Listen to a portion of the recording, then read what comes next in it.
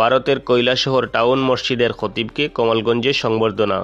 ভারত কৈলাসহর দারুল কুরআন লক্ষ্মীপুর হাফিজিয়া মাদ্রাসার পরিচালক ও টাউন মসজিদের খতিব বিশিষ্ট ইসলামী চিন্তাবিদ হজরত মাওলানা শাহ আলম সংক্ষিপ্ত সফরে বাংলাদেশে আসলে 16 অক্টোবর বৃহস্পতিবার দুপুরে অলিয়ে কামেল হজরত আল্লামা শাহ ইয়াসিন রহমতুল্লাহ আলাইহির একমাত্র খলিফা হজরত শাহ আজম রহমতুল্লাহ আলাইহির হাতে গড়া মৌলভীবাজার জেলা কমলগঞ্জ পৌর এলাকার কুমড়াখাফন এলাকায় দরগা মডেল মাদ্রাসায় আগমন করেন। ওনার আগমন উপলক্ষে মাদ্রাসা কমিটির পক্ষ থেকে সদস্য মোহাম্মদ আহাদুর রহমানের সভাপতিত্বে এক সংবর্ধনার আয়োজন করা হয়।